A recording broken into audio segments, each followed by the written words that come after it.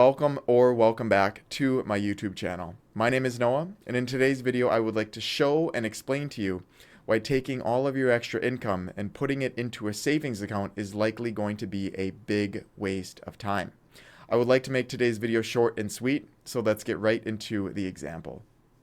Okay, so here we are back in Excel as always, and what are we looking at? So we're looking at two tables, blue and orange, blue on the left, orange on the right, and what each table represents is you, right? It's going to represent a decision that you can make, using the extra income that you have after, as the year goes on and at the end of the year. So briefly, before I start putting in numbers here, the blue side is going to represent the saving method. So this is you if you decide that, saving is the only thing that you want to do. You don't believe in investing. You don't believe in trusting, the market or other people in some cases with your money. It's a very old school way of doing things, just keeping it stashed, under your pillow and not telling anybody about it. But this is blue, right? That's going to be the blue side. Now the orange side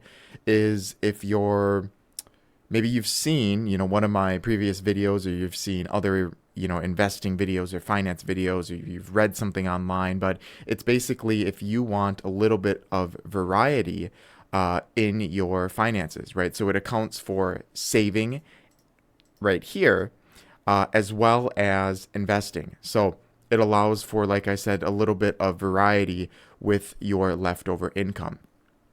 And as we start plugging in numbers, things will paint a clearer picture as well. So let's say, for example, for you, maybe your goal is, or maybe currently you're on track to have a residual amount of about $10,000 each year. So at the end of each year, you have basically $10,000 more dollars than you did before, right? And this is going to be really different for each individual. Obviously, people can have hundreds of thousands of dollars more, and some people are check to check, so it's basically zero. But in any case, we're going to use $10,000 for the sake of example here. So let's say for the saving method, or the saving side here, you're going to take this $10,000 and you're going to put it under, your pillow. You're going to put it in your shoe. You're going to put it, wherever, in your panty drawer. And you're just going to keep doing that year over year for 20 years. And at the end of the 20-year period, of course, you're going to have $200,000. And this is a great thing. Everybody wants $200,000, but this is the method that they used to get that $200,000 mark. Now, let's say you decide to have a little bit of diversity, right? So you want to save, right? Because it's always good to have a decent savings account. It's something you don't really want to overlook. You don't want to put, everything into the market, right? But you want to have a savings account as well as an investing portfolio as well account. So let's say you still have $10,000 to work with, but instead of, putting it all into saving or all into investing, let's say you divvy it up, right? So let's say you put $5,000 into your savings account, and you also put $5,000 into your investment account. Maybe you have an account with Charles Schwab or Fidelity, whatever it may be, and you give them $5,000 annually to work with. So basically, the circumstances are exactly the same right now financially the same between orange and blue. We're just using our money differently between the two examples here. So let's autofill this down. And that's autofill. Well, we'll take a look here first. So at the end of the 20 years in our savings account, we're going to have $100,000, which makes sense, right? Because we're not putting in $10,000 and we're putting in $5,000. But let's see what our investment account looks like simultaneously. So now, look at this.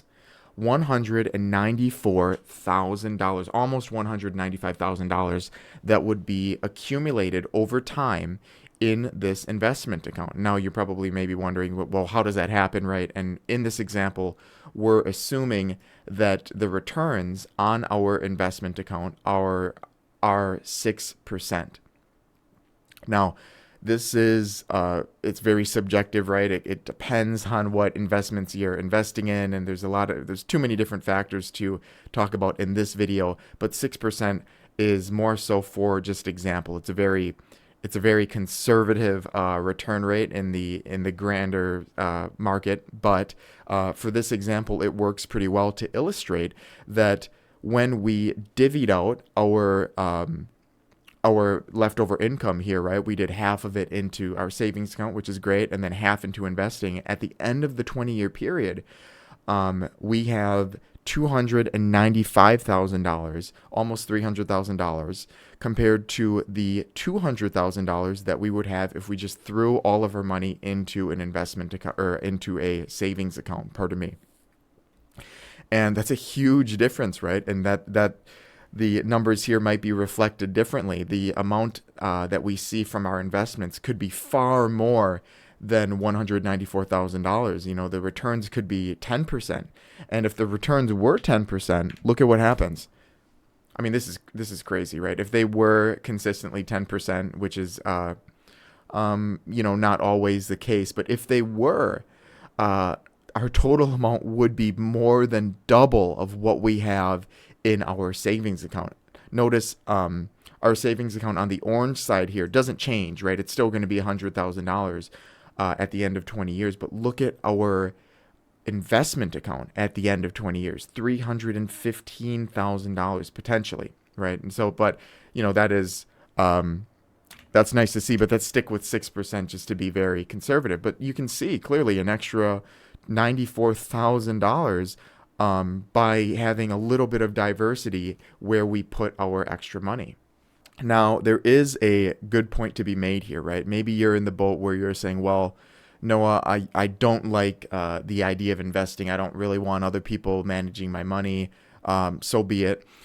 I make a lot of money, right? In your example, you're putting away $10,000 into a savings account. I'm a doctor, right? I'm a surgeon, whatever. I can put away a lot more. Does that work out? And that's a good question, but that's kind of take a look into a little bit more of an analysis of it, right? So what I want to do in order to be able to find out, if this is valid, right?